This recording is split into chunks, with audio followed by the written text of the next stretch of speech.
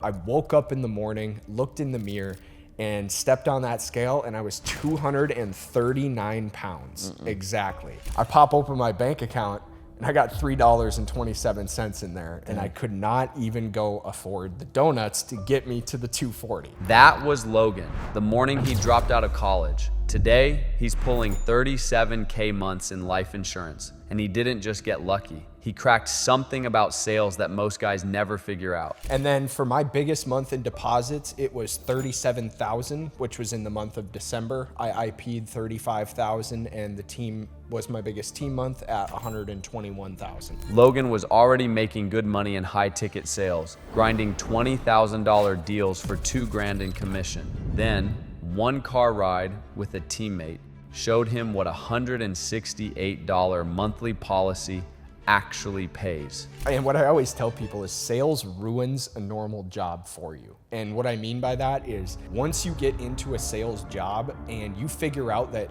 you can make $1,000 in 30 minutes or $1,000 from one phone call, you're never gonna wanna go flip burgers for $15 an hour. In this episode, we break down how Logan went from high ticket sales to cash collecting $18,000 in a single week, how to pick the right vehicle as a closer, and the exact sales strategies he taught his friends, the ones that got them to six figures with no prior experience. Is like the money is kind of just like the doormat, right? It's what welcomes you into this industry. Great way of but putting it. what's in this house is so much more than just that doormat. you Yeah. know? All right, I'll pray us in. All right, Heavenly Father, God, I want to thank you for this morning.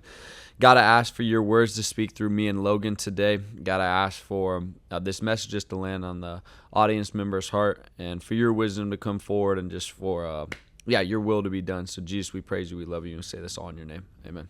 Amen. Amen. All right, so guys, today we got a really special guest. We got Mr. Logan Orvidal on, Yes, bro. sir. Dude, so the other day I walked in the office, you were jamming tunes, bro. You were pumped up.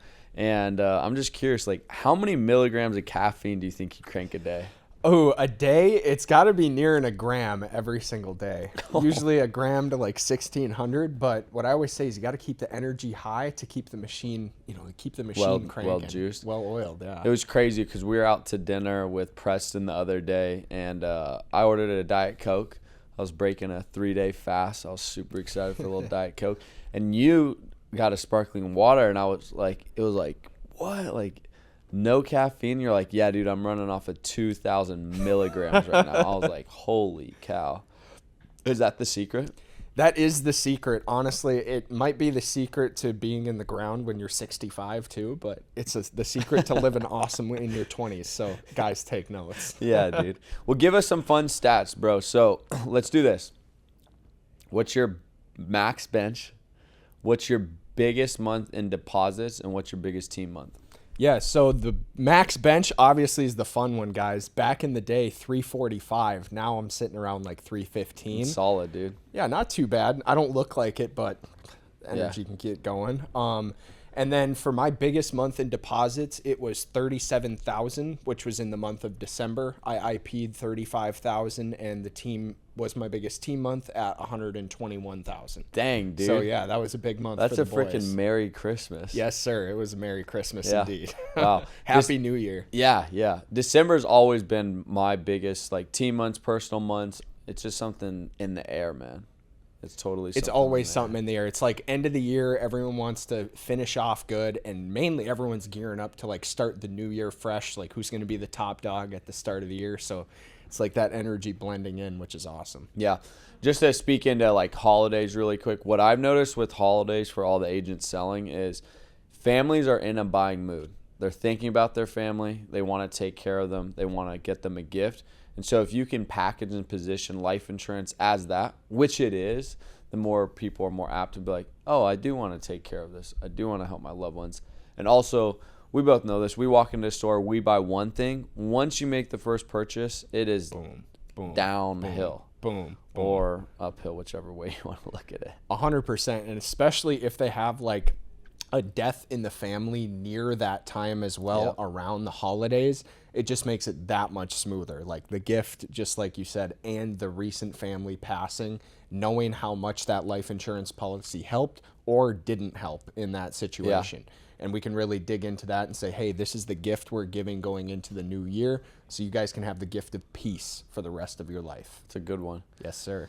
I had a lot of people that always go, well, let's do it after the holidays once I get done, buying all my grandkids gifts or my cousins, my aunts, my uncles. I'm like, no, that's awesome. I completely see where you're coming from. Can I ask you a quick question? They're like, yeah. Yeah. I'll be like, yeah, so next year is Christmas coming around too next year? And they're like, well, yeah. I'm like, perfect. So the most important policy is the one that's in place. So we need to make sure that you can afford this next Christmas and 10 Christmases down the road. So between the gold, silver, and the bronze, which one makes the most sense? And then just reframe it because, like, hey, holidays are always coming up, medical emergencies. But, guys, don't get sold. You're either closing or getting closed. Yeah, you're either the seller or you're getting sold. Yeah, so exactly. You got to be the seller, guys. Well, dude, so you've been here for how long? Honestly, I think it just crossed a year like a couple months ago. Or like way. A month ago, maybe, yeah. I think my first IP'd policy was like a year and 3 weeks ago today. Are you serious? Yeah, which is awesome. So just crazy. a little over a year into Let's All-Star. go, baby. dude. Yes, sir. The best year of my life, hands down. Wow. Not even close. Dude, and it's cool because you have such an amazing story, and that's what I want to get into. So you're a college athlete, and what I've noticed is the best agents that we have all tend to be athletes. So go through your testimony a little bit. You come out of high school. Where's Logan Orvidal at? Yeah, so coming out of high school, I went to a very small high school, so graduated with about 40 kids to like 43 kids in my class on average. You should look at me. So yeah, everyone in my town is pretty much fixated on you're either going to college to be a nurse or you're going right into blue collar, going right into the trades. And obviously, my hands are a little bit too soft. I kind of pegged you for a nurse, dude. You pegged me for a nurse? I was going to say my hands are a little too soft to be building houses. So I was like, all right, we got to find something that's going to make a little bit of money. But I was like, I don't know what that is yet. So let's just go do this football thing. Yeah. And did the football thing shortly after my freshman year. It was awesome. Like college athletics is awesome, but it's another job. And it's a job that you definitely don't get paid for. And the college I went to, I was basically putting in 60 hours a week to this job to show up on Saturdays and get my ass kicked every Saturday. We were losing by 50 every single game in college. So I was like, man, this sucks. Yeah. So then it was kind of around my, like the spring ball season, right? So we get done with training camp, we get done with the season, and now we're gearing up for spring ball. So it's the new installations of next year where we're going to be wanting to go. And unfortunately for me, position changes. So my coach came to me and he was like, man, you're athletic. He's like, it's awesome, but you can't cut as well as these other running backs. So let's get you out here playing some linebacker, playing some safety. But obviously, you're a little too skinny for that. So I'm like, all right. So he had me bulk up, and that is kind of what got my transition into fitness and sales and kind of shaped my identity, was this short 3-week period where I put on a ridiculous amount of weight. What'd you weigh, and then what'd they ask you to get to? Yeah, so they asked me to get to 240, and the heaviest I got, and the day that I decided to drop out, I woke up in the morning, looked in the mirror, and stepped on that scale, and I was 239 pounds exactly. Which, if you know me, guys, I'm not even sitting around 200 right now, so that's a pretty rough-looking Logan. Yeah, that's a bad Logan. There's a scene in Napoleon Dynamite where it's like, Tina, you fat lard, come get some dinner. I know, I'm the one licking the fence in that scenario. Like, it was bad. Yeah. And then the worst of it was I was like, well, I'm already fat, and I'm 1 pound away. Might as well go downstairs and get some donuts or something to get to the 240 and hit my goal. I pop open my bank account, and I got $3.27 in there, and I could not even go afford the donuts to get me to the 240. So That was like the hardest. Was that one of the lower points of your? The lowest in my entire life was that 30 seconds looking in the mirror going, man, you look disgusting. You have nothing to your name. You feel disgusting. So at that point, I was like, man, I need a switch. And I went down to my coach's office that day and dropped out and was like, I can't do this anymore. Yeah, it's interesting because I'm always thinking, I'm thinking about the athlete listening to this, that they're putting so much time, effort, energy, and also huge sacrifice. Huge. Like, dude, going from, call it 200 to 240, and that is not a healthy weight for you, is a massive sacrifice. One, not even to get that much playing time, and two, to get blown out every single game, but you're still doing it.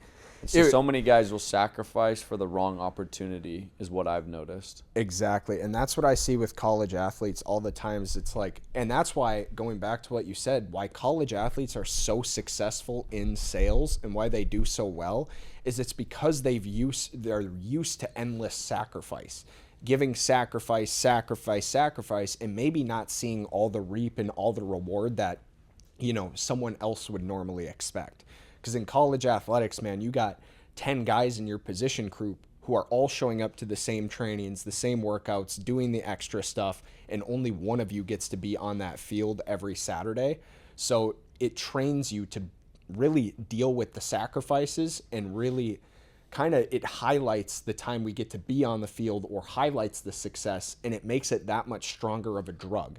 Because it makes the reward that much sweeter, so the grind just doesn't feel anywhere close to what it normally does. And that's why I recruit college athletes and love college athletes, because they're used to that hard grind, the not getting, everything that they deserve. Because then when we plop them into an industry like this, where they typically get 10x what they deserve for, the inputs they get, it's just a massive explosion, and you can see how much they love it. You can see how inspired they get and really where they're going with their lives. But the best thing I've seen is, for example, one of my buddies, Zay, who I recently recruited and played football with, he hopped on the phones and made $7,000 in 30 minutes. That's insane. Well, that's a huge sale too. It's a huge sale and abnormal results, but Zay's never made more than $3,000 a month before at any job doing anything. We're just normal college kids, right? Like, no one makes that type of money. And it's awesome to see him be inspired by that and then bring it back to the team that I was on, and now have 10, 20, 30 guys who are all texting me being like, dude, do you think I could do the same thing? Yeah. Like, do you think I could live this amazing life? Do you think I could connect with Jesus and get down to you guys? Yeah. Like, it's awesome what this opportunity can do. And it's not just the money. I always say is like the money is kind of just like the doormat, right? It's what welcomes you into this industry. Great way of but putting it. What's in this house is so much more than just that doormat. Yeah. You know that movie Narnia? Yes. They walk in the closet and then there's a whole nother world behind or inside of that closet. Dude, that's it. Yeah. It really is, because it was the same thing for me, dude. Like, we were talking about it this morning. The most I had ever made in a year was $24,000. I think it was like $23,850.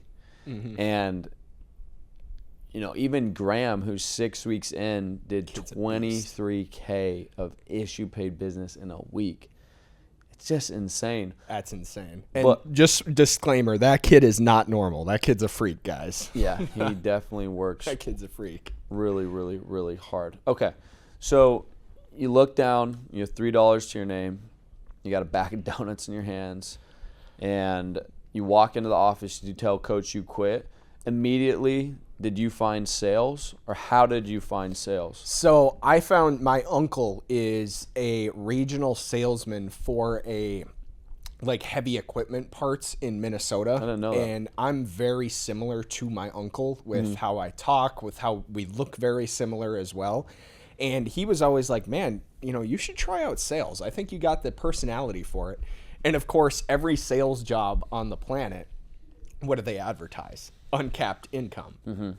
So you see, hey, I might be good at this and I can make as much money as I want. Of course, I'm going to dive into this. So I found door-to-door insurance selling like supplemental cancer, heart attack, stroke, stuff like that.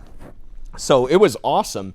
And that definitely really taught me a ton about sales And what I would say that door-to-door role taught me the most about sales was that's where I developed my assumptiveness, is I would say in my sales process, because I was trained by a guy who is one of the best door-to-door trainers in the planet.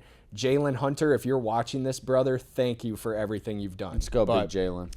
Jalen, first time meeting him, he looked at me my first day in the door-to-door scene, and he goes, I know your superpower. Do you know it? And I'm like, what? And he's like, you're just not going to leave.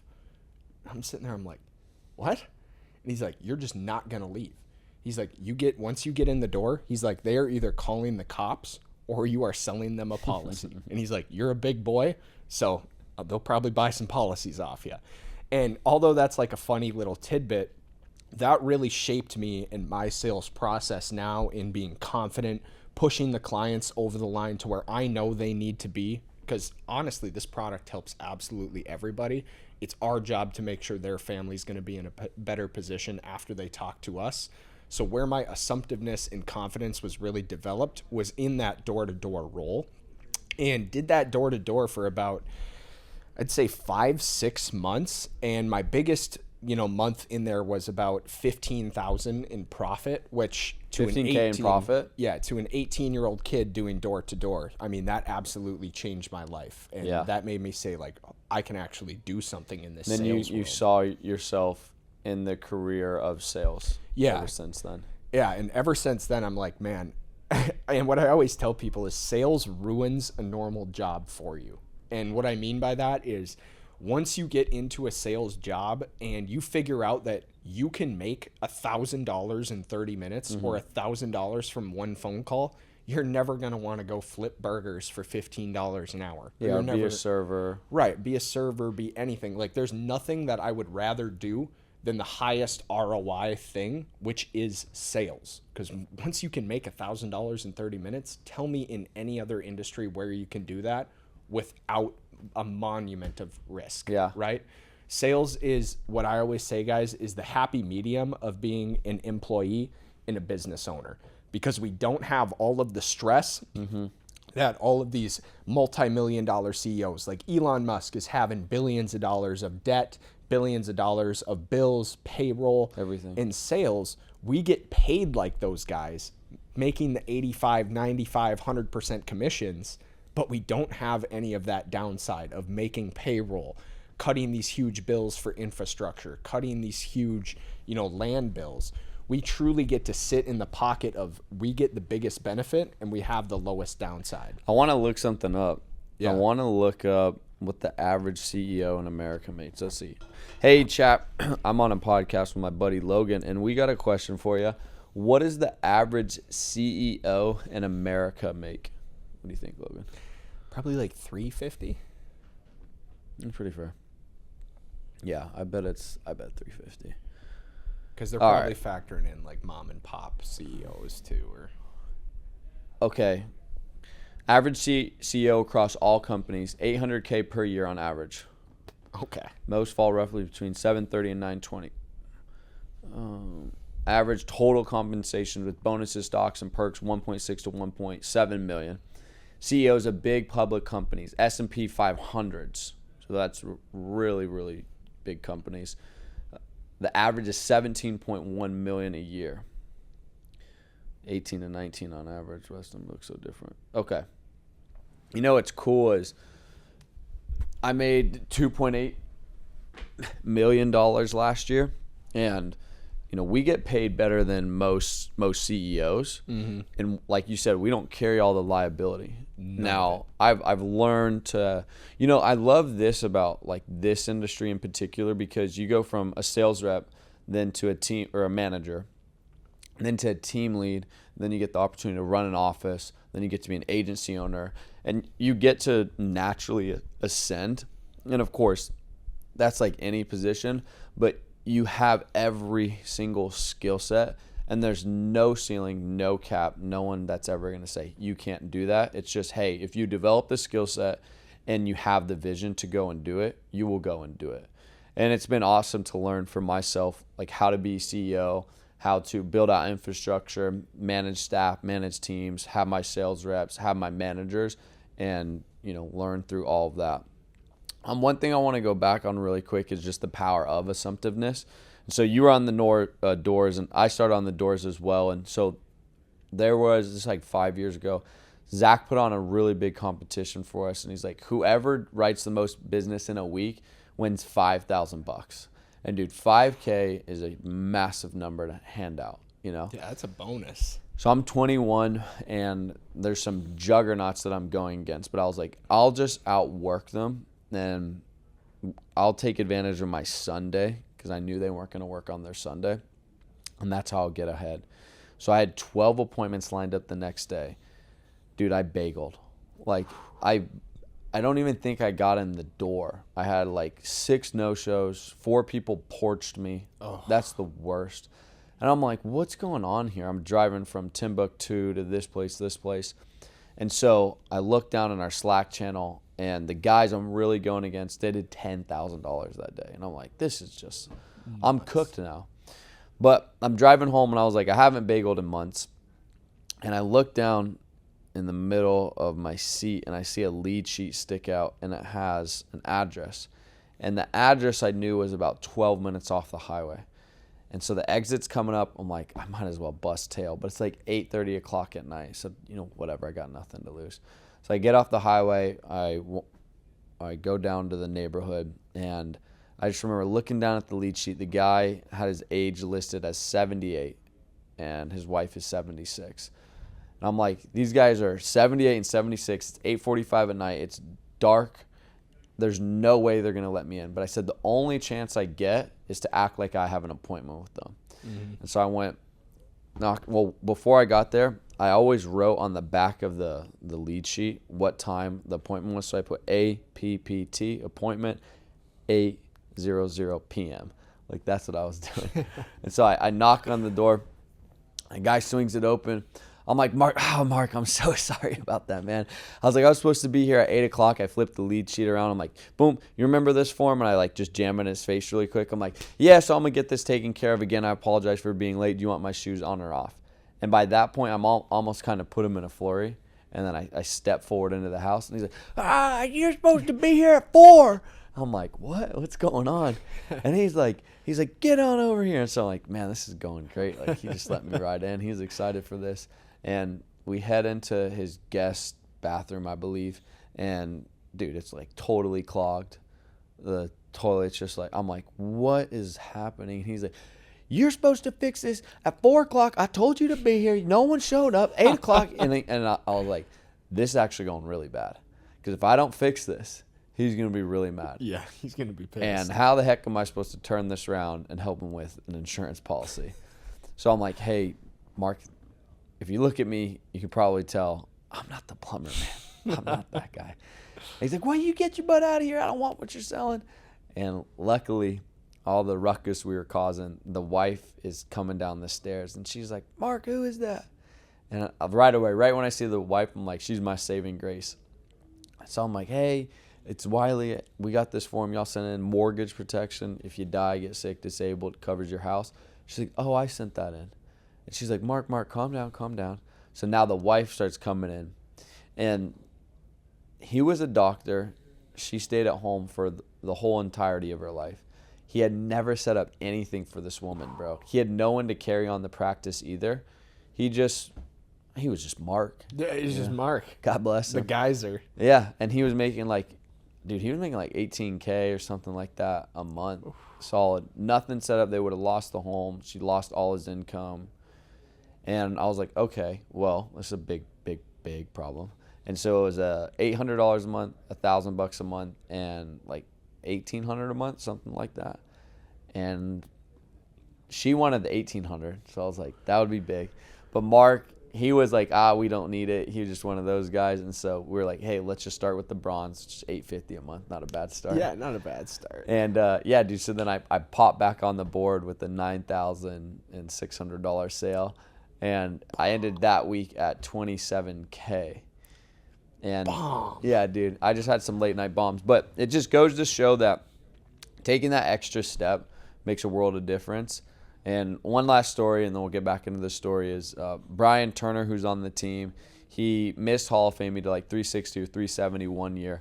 And then the next year he's like, I'm not missing it. And he goes out and does over 500,000.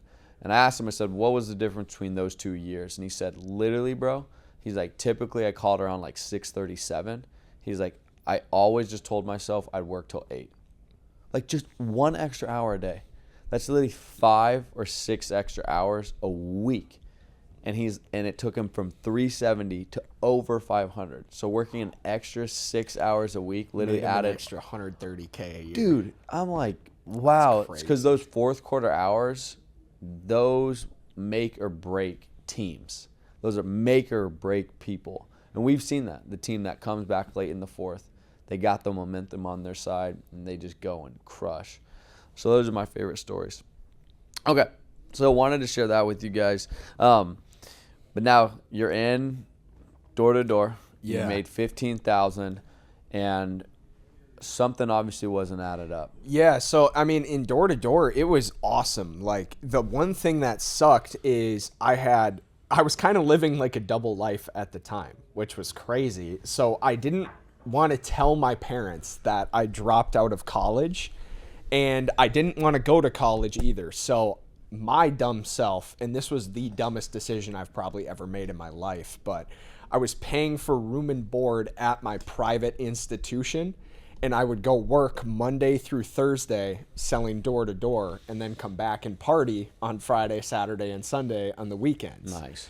So it was time and time. It was month after month, and I honestly got sick of driving every Monday about 5 hours. So I was like, dude, I rock at sales. Like, I'm sure I could make this money in a different sales somewhere else. So I started watching a million TikToks, and then I came across this thing called high ticket sales. I was like, what the heck is this? And it was all these kids talking about, hey, I'm making like 10, 20, 30K a month working from my laptop 5, 6, 7 hours a day. Yeah. And I'm like, dude, and me sitting there, my college self thinking, well, hey, I'm missing the whole week coming back to drink 3 days of the week with the boys.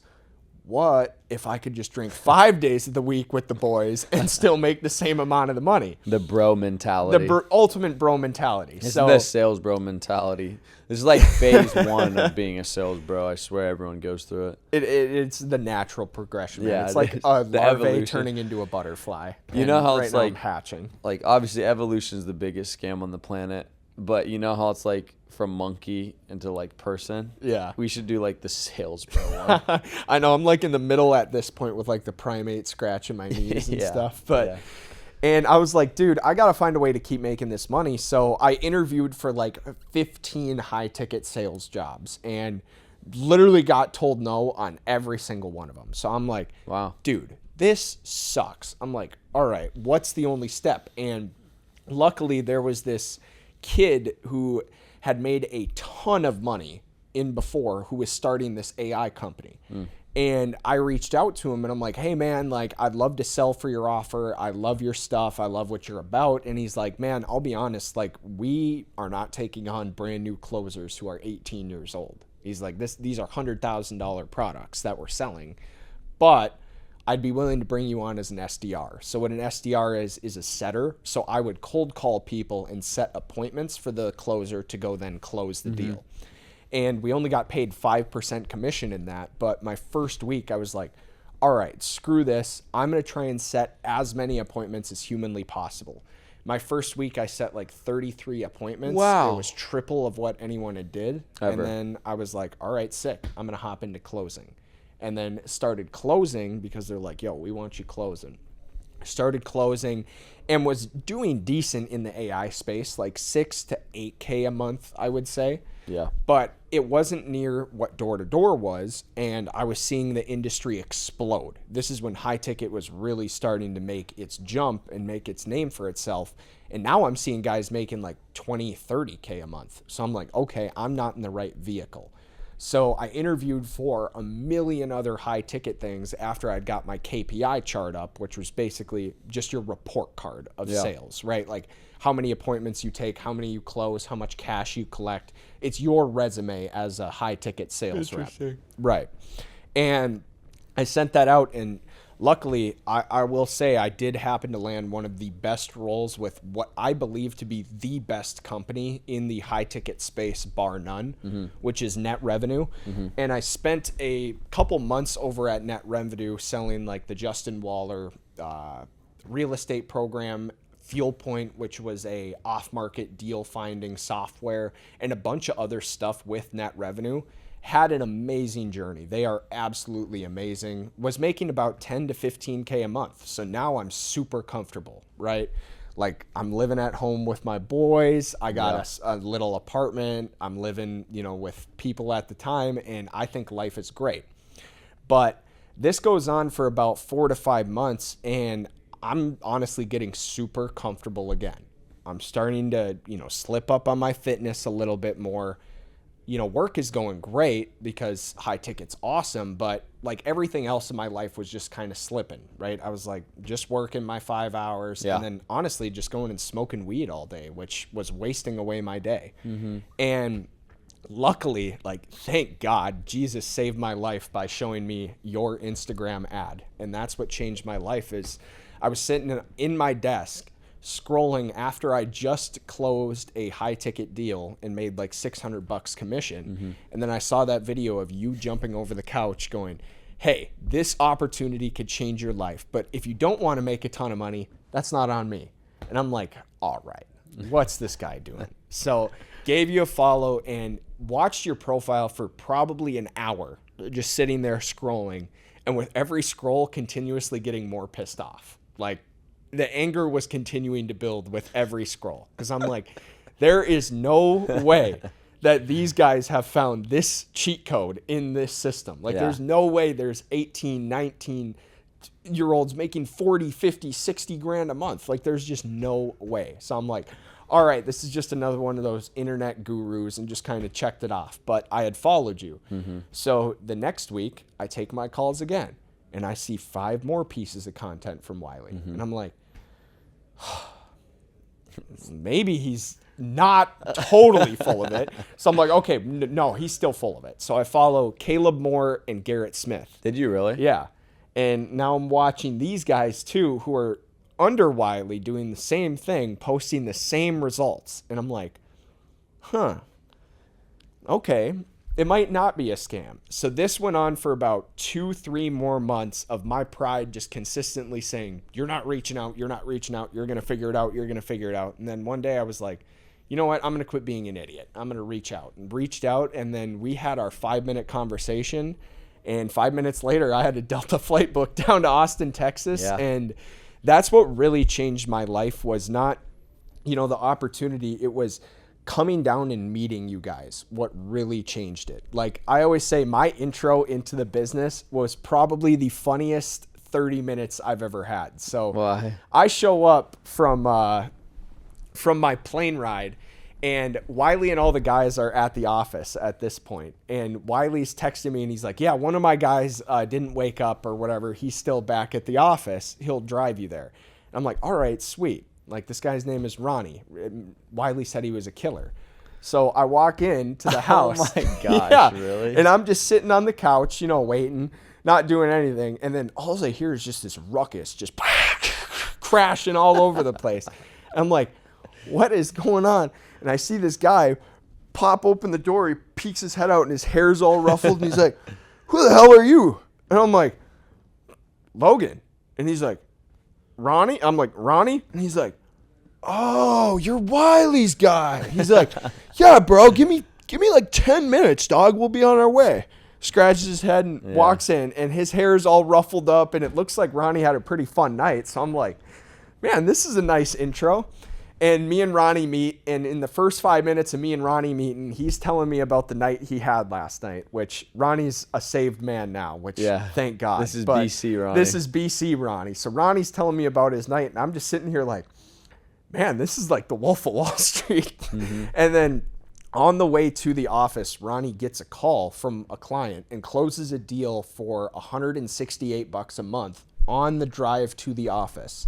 And he looks over at me and he's like, you know how much money I just finished up with on that call? And I'm like, no, how much you make from that? I'm like, it's only $168 the guy's paying. And he's like, yeah, I just made $2,000 from that. And at that point, I had a water in my hand. I dropped it. And I'm like, you made $2,000 for getting him to spend $189 a month? Yeah. Or $168? And he's like, yeah, that's how it works. And that moment right there blew my mind, because I was used to getting guys to spend 10, 20,000 to make $1 to $2 grand. And it's like, that really, the best analogy I've ever heard, and what really rang true at that moment was, imagine you have person A and person B running a race, right? Let's say person A is Usain Bolt, but he's got nails or shoes with nails. And let's say I'm person B and I got the new Hoka On Clouds. Mm-hmm. I'm going to smoke Usain Bolt every single time. Not because I'm faster, not because I'm more athletic, but because my vehicle or my equipment is better. Same thing as if I were to show up at a NASCAR track in a Lamborghini versus Joey Logano, and he shows up in a Honda Civic. I'm going to smoke him every day of the week, even though he's 1,000 times better driver. So that moment really hit me, is it's like, man, you can be an amazing salesman, you can be an amazing business, you can be amazing in all these areas, but if you're not in the right spot, your light isn't going to be shown. It's like that classic picture of the Lamborghini in the dusty old garage, and it's like your place. I don't remember the exact wording behind it, but it was like, it's pretty much talking about like talent that doesn't get out and do anything. Right, like diamond in the rough. And that really rang true. It made me think about college football too, because there were so many guys on my team who have personalities like me, who can talk, who are competitive, who want to win, and they're just not in the right vehicle. Like, they're just working to a 9-to-5 job, and they're going to lose that competitive fire. And that's like what I'm most thankful with insurance, I think, is getting me around guys who love to compete. Like having people who beat me on the leaderboard, have people who grow faster than me, have people in the gym who are stronger than me, who are pushing me to do better, because that is really what the spice of life is, man, is competing and really like sharpening your sword every day.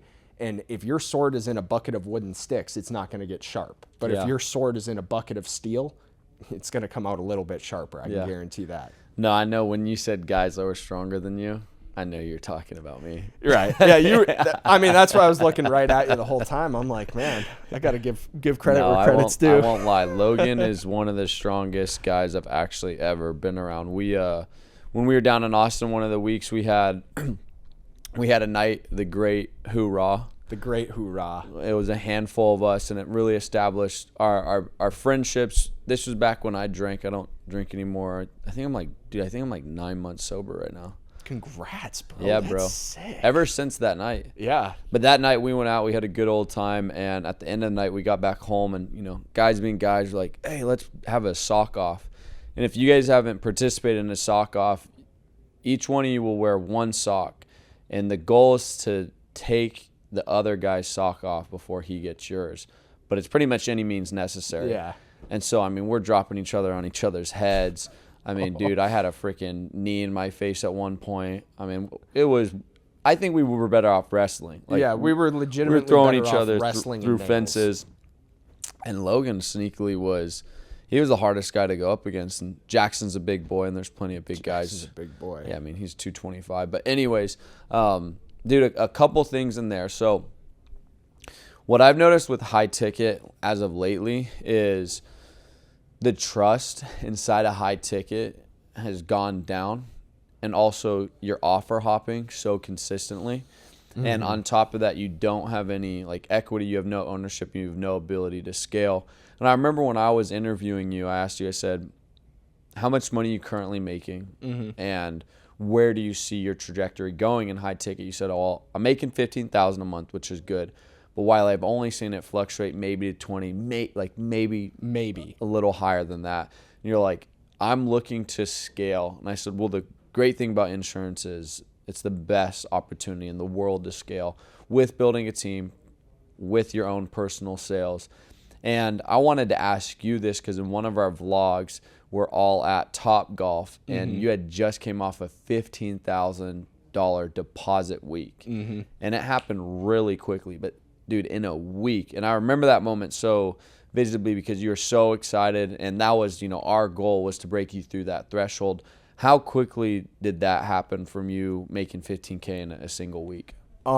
I think I came into the business, that was 4 months into the business. It took me 4 months to go from, 15K a month to having my first week of not selling 15K in a week, but 15K deposited into my bank account that week. It was $18,876, I think, to be exact. Yeah, and you just bought a new Tesla. Yeah, I bought my car literally 3 days after that. Was sitting on the crapper and ordered my car. That's sick. No, it's just amazing, dude. Like you were talking about one of my favorite quotes, which is, it doesn't matter how hard you row your boat, but which boat you're in. Because you could work 60 hours a week in high ticket, and then you could work 60 hours a week here, and you guys could both have the same level of talent, but you will just make more money here because of the infrastructure, the scale, and the opportunity. I'd even go as far as to say as the high ticket guy could be 3 times more talented than me. Yeah. And I'd still make more money because of the vehicle we're in. And that's where like the scaling, and that's what really brought me into this was scaling, because selling on a selling basis, if you're an elite salesman, you're going to be making anywhere from 10 to 60K a month, in that range, selling pretty much any product on the planet if you're a top tier salesman. But it's how easy and it's how scalable that is. And what really makes insurance scalable is being able to build your business and give this opportunity to your other friends. So for example, let's say I worked 40 hours in high ticket this week and 40 hours in insurance this week. Even if I made more from selling in high ticket, which I'd have to have a pretty bad week in insurance to do that, my team would offset whatever the high ticket guy did tenfold. Yeah. So what's awesome about insurance is you can multiply yourself, right? So let's say you can start creating $40,000 or $30,000 a month in revenue. It's kind of like fishing, and this is how I describe this game to everyone else, is it's like commercial fishing. The goal is to catch as many fish as possible. How you catch those fish doesn't matter. If you want to improve your tackle, which is your sales process, if you want to improve your gear, which is your objection handling, you know what I'd rather do? I'd rather just get 40 boats so I can go throw out 500 lines, and I guarantee I'll catch more fish than you, even if my gear sucks. And that's the beauty about insurance, is it's really about just casting that net, because in high ticket, like you said, offer hopping is huge, right? There's no stability, there's no owning your own business. So the problem in high ticket is the guys at the top are going to stay at the top of every single offer. Because let's say Wylie has an offer and I have an offer, and you have John, who's the best high ticket sales guy. Yeah. When Wylie's marketing starts to dip, when your processes start to dip, when you're not as popular as an influencer, what is John going to do, your closer? He's going to go, hey, Logan is blowing up on social media with the same offer. I'm the best closer in the game. Give me the same percent and I'll come sell the product that's popping. Yeah, see you later. See you later. So the problem in high ticket is your job can get taken at any minute, because a giant fish from any other offer could come over and say, hey, I'm the top closer here, AKA getting the 15% commission, because most people don't know this. In high ticket sales groups, there's a top closer and then there's closers. So the top closer is going to be at 15% commission, and the closers are all going to be at 10%. So a big fish can come in and say, hey, I'm the top closer now. Boom. And there's nothing you guys can do about it. And that happens all the time in high ticket. Whereas in insurance, you own your own book of business day frickin' one. Like, I own everything I've written and everything my guys have written to this point, and there's nothing that can take that away. And the beauty about it is you can scale this and teach your own buddies. So what I say to anyone watching this is, imagine when you and your 5 best friends were loading up playing Fortnite squads back in COVID, right? And you guys would log on. You'd get pissed if someone wasn't on. You'd get pissed at your boys hopping off early, or you'd get pissed at them sucking. It's the same thing with insurance, guys. Grow your squad. I have my 5 best friends in my team who we get to talk crap to each other, compete with each other, hold each other accountable. But honestly, man, it just makes the work fun. Like, I don't feel like I'm showing up to work every day I come here. I genuinely want to come here. That's why on Saturdays, I'll be in here every morning at 8 a.m., guaranteed. Yeah. Sundays, I'll stop by the office. It's because this place is truly like my happy place. And it's gone so far from like, hey, work, to there's so much more. And that's what I was saying earlier with the money just being the doorstep and the doormat and so much more being in this house. Well, I mean, it's cool. And just to speak into that, it's like, all right, can you make a lot of money here? Yeah, absolutely. Why? It's a product everybody needs and wants. Mm-hmm. It's an unlimited market. There's 10,000 people being born every day. 10,000 people die every day. There's 326 million Americans. 50% of them don't have insurance. And then the ones that do have, it's like 70 or 80% want more. So it's like, do you have how many pairs of shoes do you have? 10. Just because you got a shoe, it's a necessity. Doesn't mean you're not going to get any more. Right. And so it's a product everybody needs. Now, how simple is it to sell? It's crazy simple. Mm-hmm. If you can read and you can work 10 hours a day and make phone calls, you will make serious cash. I mean, serious cash. Because our script has everything under the sun. The tone that you need to use, mm-hmm. the objections when they come up, when to pause, when to breathe, when to speak, all of it. And so it is so crystal clear on how you're going to go out and present and make money. Then you got a guy to your right or to your left that's coaching you, that is going to make the adjustment real time in action in order for you to get that presentation and get that family helped out. So that's awesome. And our big 3 pillars are our finances, our faith, and our fitness. So that's what we stand for. So our average guy right now inside of our agency is making $11,000 a month, and we have over 1,057 guys right now, which is crazy. Yeah, we're doing like $16 million a month. It's insane, dude. It's insane, bro. And I'm a very average and ordinary guy. I just got inside of a great system, a great company, a great industry, and I've outlasted, and I show up every day. Mm-hmm. You know, I think the power of consistency is one of the superpowers to have. And if you can do that, you'll do really well for yourself. But outside of that, like this Saturday was really cool. You know, we woke up at 7 a.m. None of our guys even go out and drink. Mm-hmm. So, like, it's easy for us to wake up on Saturday morning. We headed to Zilker Park here in Austin, which is an amazing place. We all chopped it up, hung out. We did a Bible study. We were laughing, learning about God, talking about things that really mattered.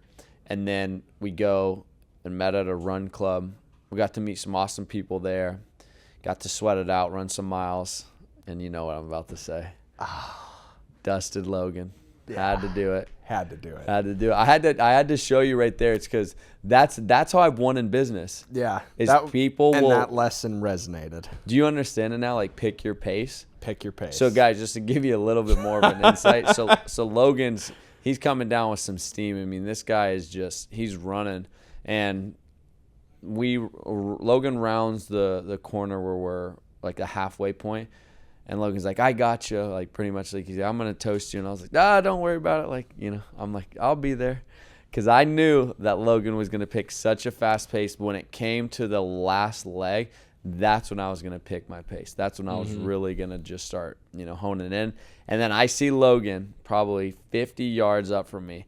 He turns to the side and he starts peeling over, and he's just got to take a second. He pukes.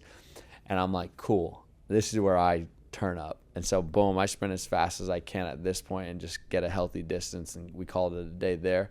But it was a great lesson on business of like, dude, that is actually the good majority of my sales career.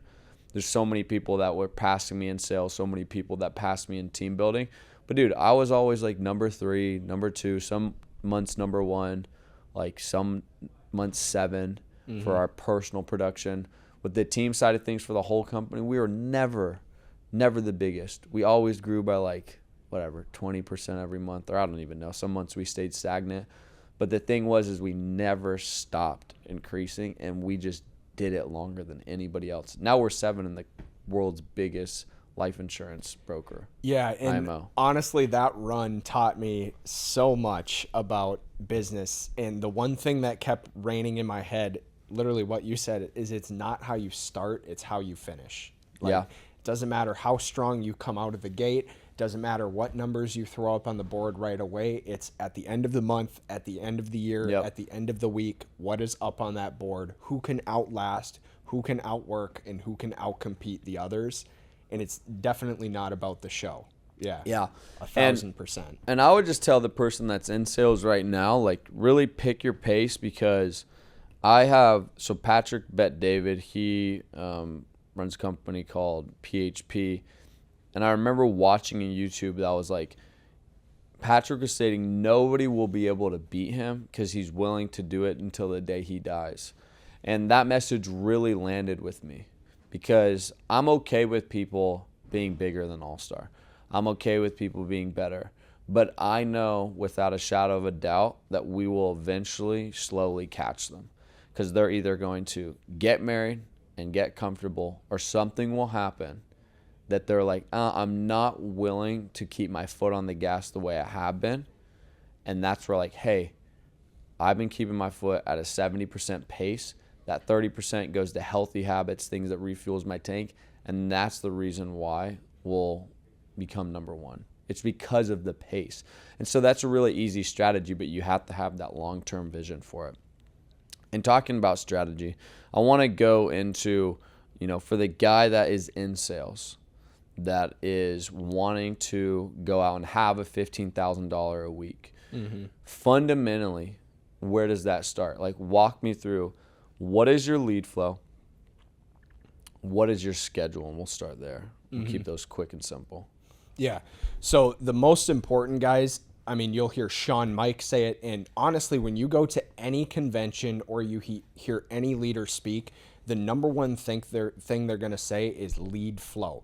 You got to have ammo to be able to shoot your gun. Like, let's say we have an army and we're trying to kill an army of 100,000. We're going to need enough ammunition in the tank to be able to mow them down. Mm-hmm. Leads is the exact same thing. You have to have enough stockpile to be able to survive the storm. So lead spend, I would say minimum at least $1,000 to $1,500 a week for new starting agents.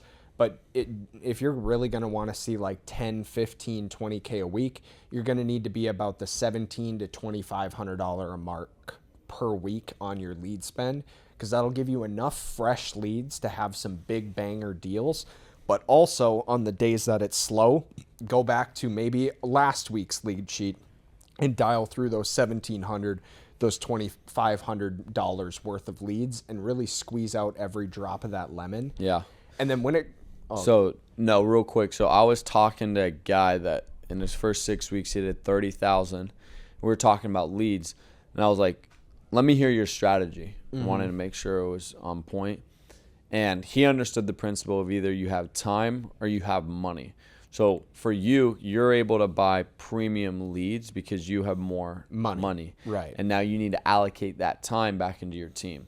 Right. But when you're new, like this guy, he was like, yeah, dude, I spent $1,000 last week on $2 leads. So he got 500 leads. He's like, every 250 leads, I'll close 4.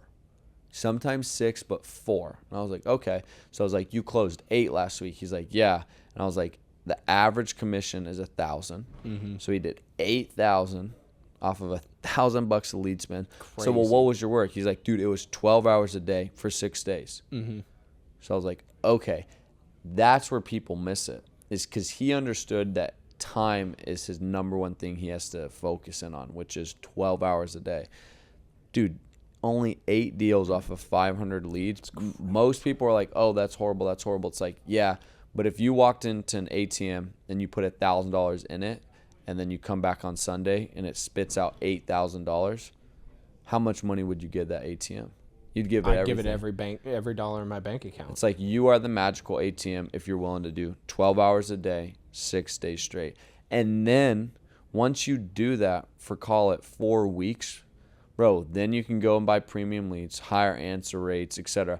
And I don't think there's that big of a difference. No. Like, honestly, guys, like real quick on the premiums, and I won't lie to you, when I was in the field, I bought $1,000 of premium and $1,000 of age because I got the best of both worlds. And I tended to find my biggest sales inside of the age. Yeah. And honestly, some of my biggest laydowns, dude. Mm-hmm. You know? That's what I think too in the terms of aged versus new, because there's a couple ways of thinking about it. There's 2 times that a lead is the best to call. It's either the first 5 minutes they send it in or 30 days after they send it in. So the reason I like aged and what I prescribe to all of my new guys is let's get our skill level up. So what I mean by that is aged is beautiful, guys, because that means 99% of the time they have talked to an agent, which I love because I'm better than 99% of agents out there. So that means I'm going to knock their socks off when I hop on the phone with them. So the way you go about aged is you already know they've talked to someone. They probably already have something in place. You need to drive home the value of making sure they have the best and that they have enough of it. But the biggest thing with selling aged leads is going to be the agent selling it. You need to be assumptive and you need to be extremely confident because these people have told people no for the last 30 days. What's them saying no one more time? Absolutely nothing to them. So we need to be a little bit different from what they're used to so that they change their pattern. What is your approach for an aged lead? Yeah, so does your intro change? Super playful. Yeah, I will be. It does? I go playful in the it. intro. Yeah, so I'll go, hey, Wylie. Okay, don't lick the mic. Yeah.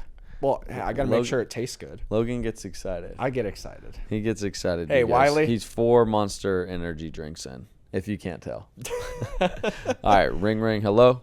Hey, Wylie. Yeah, who's this? Hey, Wylie, this is Logan. I was just giving you a quick call. I'm a medical underwriter out here in the state of Texas. How you doing today? I'm all right. What's this for? Yeah, this call was just in regards to that request you sent in for the new final expense and life options for vets. Like I said, I'm the medical underwriter assigned to your file, and it looks like you're just the lucky son of a gun that got stuck here with me.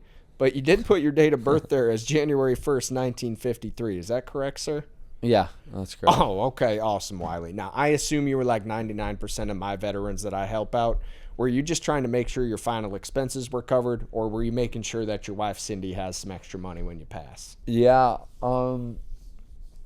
I did get a policy set up recently, so I think I'll be all right. Oh, Wylie, that's exactly why I was giving you a call, sir. That makes my job a heck of a lot easier. Did you happen to get that recently, or was that a while ago? It was really recent. Oh, really recent? Well, hey, that makes my job even easier then, sir. So what I always like to do is tell you guys about my process. My job, first and foremost, Wylie, I have access to every carrier in the country.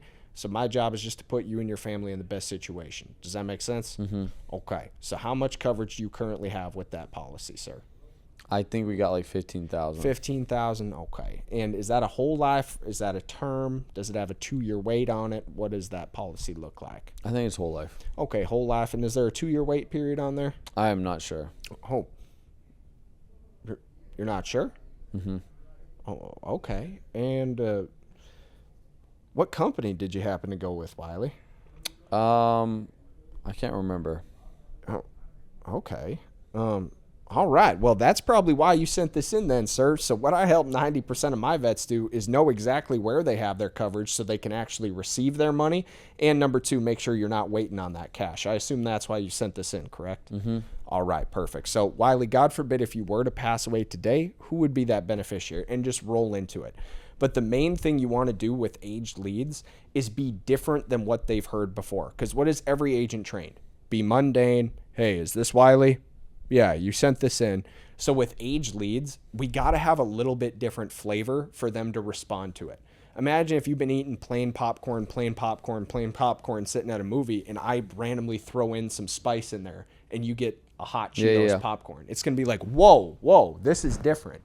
So we need to give them a little bit of a different flavor. I like to be a little bit playful. And then once I understand their situation, that's when I'm going to take full authority of the situation and let them know that I am the professional doing this. So once I have all of the details, all right, Wylie, so here is what we're going to do today, sir. You have that $15,000 in place. We're going to review that, make sure there's no 2-year wait period, and make sure it's the cheapest for you. Now, were you looking to get a little more than that $15,000 and realize it wasn't enough, or were you comfortable at that situation? They'll say, well, I was probably looking to get a little bit more. Awesome. So now I'm going to touch on their policy. I don't want to just add 5,000. I don't want to just get an extra $50 a month. Screw that. I'm going to replace the whole 15,000 and throw on 5 so I can get a $200 a month premium. What people are really looking for with insurance is not the best premium, the best deal. It's an agent that makes them feel safe, makes them feel like a family member, and that they have them protected. Because you'll hear it all the time, guys, where you'll tell people you can get them a better price. You'll show them, hey, I can get you a cheaper rate for the same coverage. And sometimes they still say no. They don't want to go through it. They like where they're at. When that happens, that's because the agent who sold them that policy built so much value that they don't even care what the numbers look like. So we need to get them to recognize us as like a family friend and a family advisor, more so, to guide them to their next decision by being playful, building a relationship, and then taking authority where it matters, just like how a father and son hang out, right? Like a father and son, I can't just be strict on you, strict on you, strict on you, strict on you, because you're going to think I'm an asshole. But if I treat it, we're like, hey, we're like best friends, and then every time you mess up, I give you that guidance, or hey, you think you should do this, you're going to be a heck of a lot more receptive to it. So with aged leads, be very assumptive, be very playful, know that they've had people talk to them, know that they have policies in place, and expect objections. Because if you sit on your heels and you get hit with an objection, you're going to be going,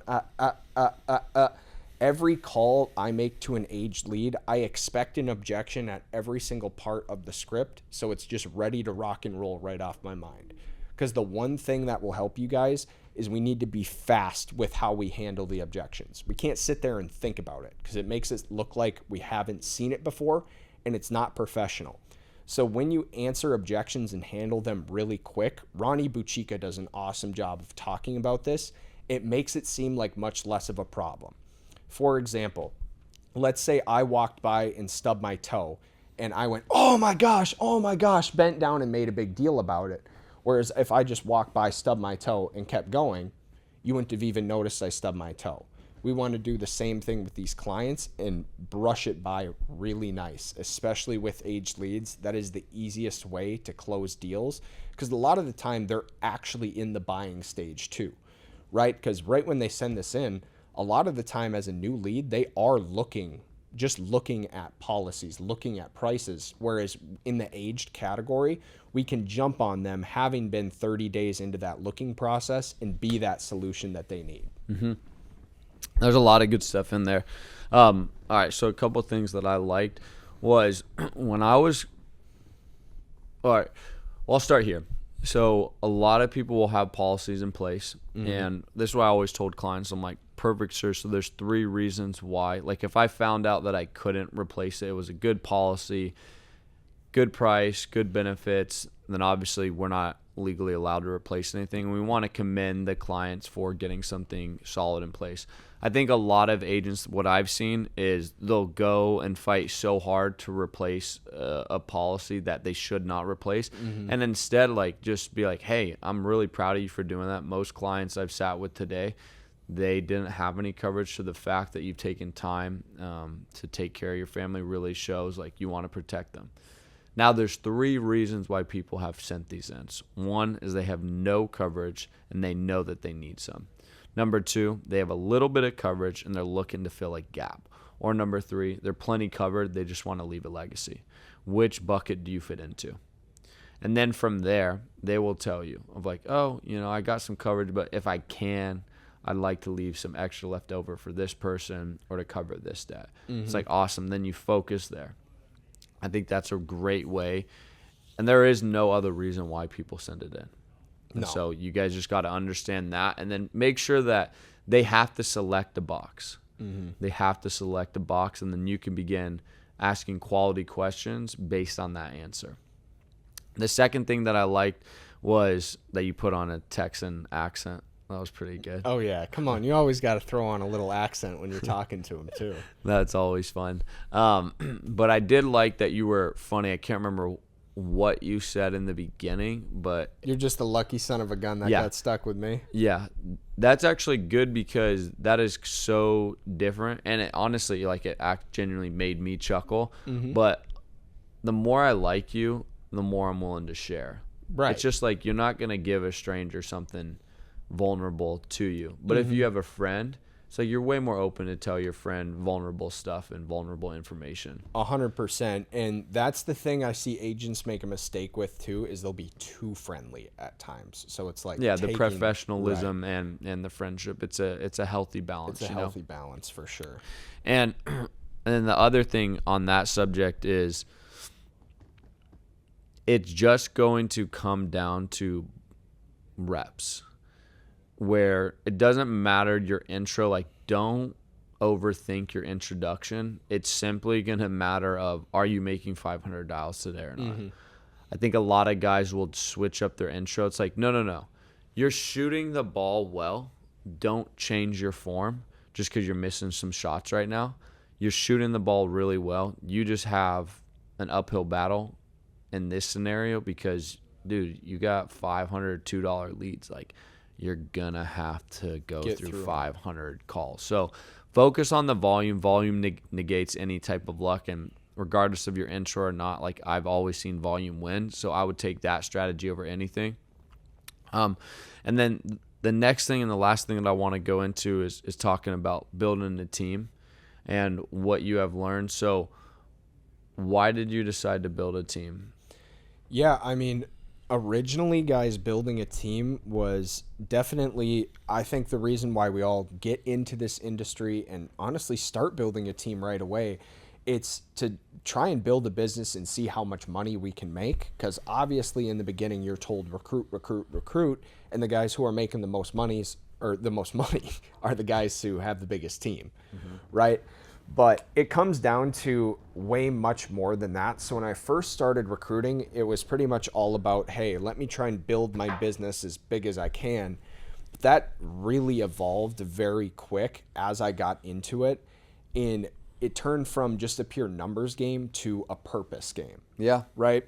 That's cool. Because it was awesome month after month, learning how to make 10, 15, 20, 30K in a month from my laptop. But what the real beauty of this industry is being able to give it to your friends.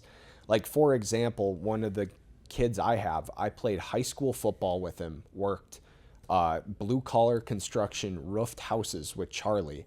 And it's awesome that we can build a business together and not have to go through the same stuff we did. Like, we would talk about all the time, man, like, man, this sucks, working under 100-degree heat up on a roof, pulling nails all day. And you're like, man, this blows to just make 10, 15 bucks an hour. So what this will do, man, is recruiting to me has given me such a big purpose because I can change everyone's life. So originally fitness was like the biggest thing in my life. Yeah. And that's what I loved helping people with. But now, dude, insurance has given me a platform to help people on fitness, faith, and finance. Yeah. Because I know that everyone I talk to now, I'm not even looking at them as like another rep. I'm looking at them as another member of our amazing community who is going to come in, and I can take this person and give them an amazing career where they can make 20, 30K a month from their home, from anywhere, have complete control of their time, their freedom, their location. Number two, I can bring them into a space where everyone is extremely well fit. Everyone's all on top of their game. We all eat healthy. We all practice healthy things. But then most importantly, man, we get to build the kingdom and bring people into this faith and bring people into this amazing community. Because we can have all of the fruits in the world, but if we don't share them with anyone, it doesn't mean anything. What truly makes me happy is taking one of my friends from back home and bringing them into this new environment and having them just be so happy with, oh my gosh, I can make this much money. I feel this good being around all these guys. I'm getting this much deeper into my faith. I'm getting way more fit than I've ever been. It's truly taking people and like molding them from this like ball of clay into what they want to be. It's not molding people into, hey, I'm going to turn you into another version of me.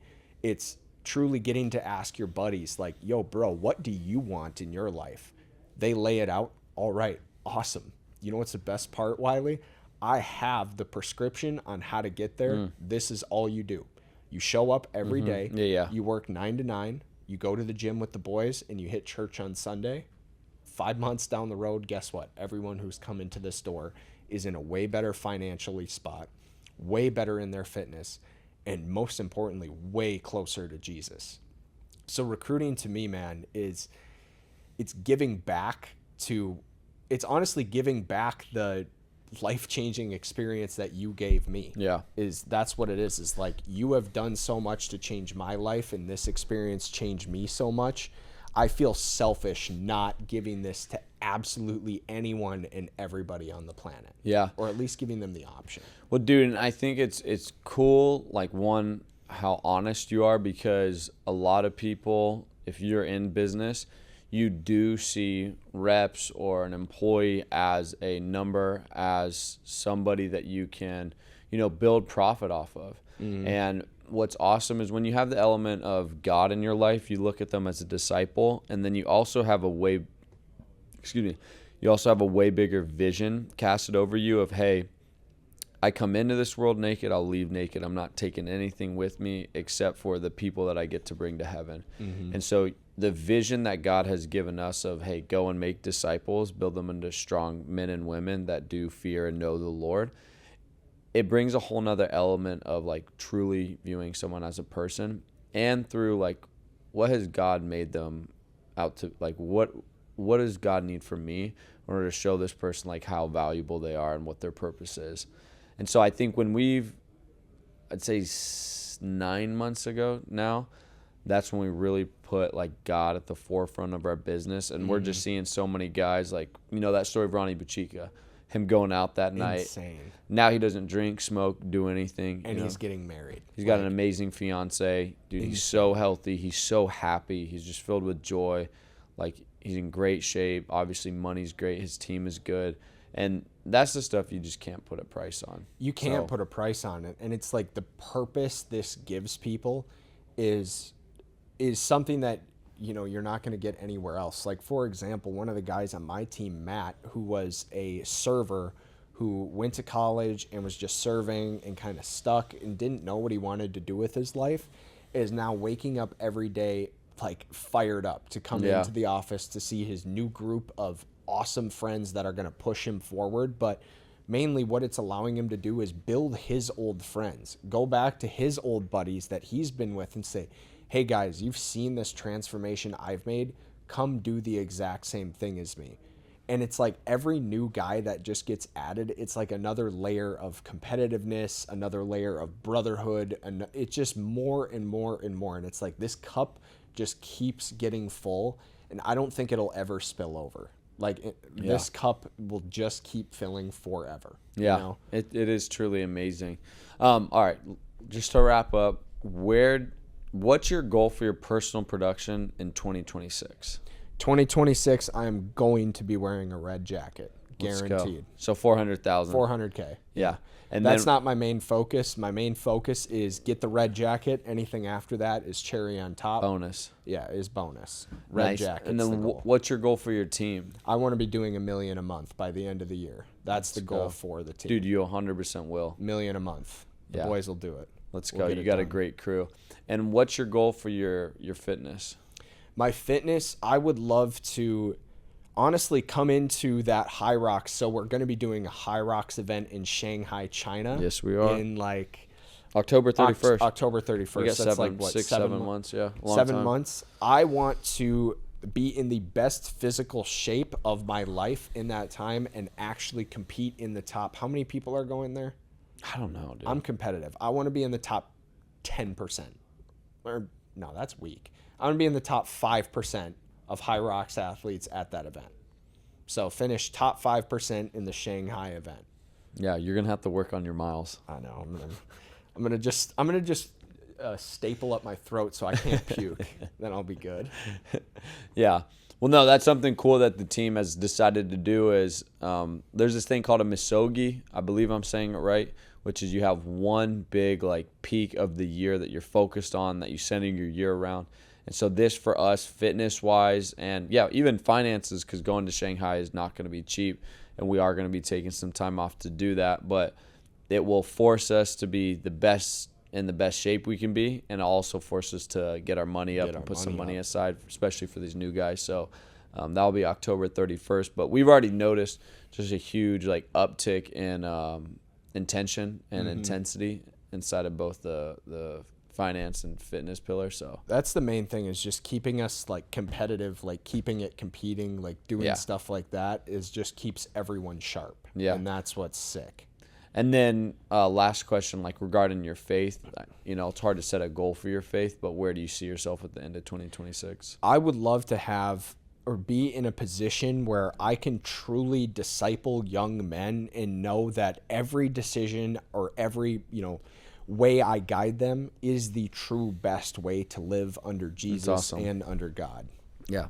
So just I would say my goal would be fully convicted in every decision I do, backed by faith. Amen, bro. Well, dude, I'm excited for you, bro. It's been just incredible to see like how much you've grown as a person. Obviously, your numbers showcase it, but just your character, your habits, the way you carry yourself, like your mentality has always been, victory. It's always been that Viking mentality, and it's just cool that you've channeled that into all of the right things and that you're bringing so many people alongside you. So if you've made it to the end and they're wondering how do they work with you, what is the best way to contact you? Yeah, the best way is my Instagram is Logan_Orvidal. Send me a DM and me and my VA will be on your butt immediately. So fill that sucker out. Nice, dude. Well, sweet, you guys. Well, I appreciate you guys listening. And today we're going to continue to get these out at least 2 times a week with all different types of talents inside of our organization and outside guests as well. So please do me a solid and like and subscribe. And I just want to say thank you for listening in. Thank you for all the support. And if you're one of our agents out inside of the organization, I want to thank you guys for just going out and hustling, because God bless the hustle, man.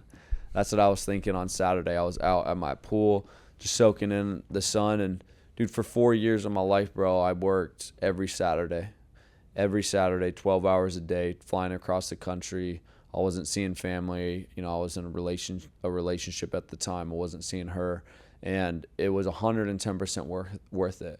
So for those of you guys that are fighting out there, going after the dials, helping the families, building teams, I commend you, and I hope this channel is helping you guys out. But we will catch you on the next episode, and you guys have a blessed day. Peace. Peace.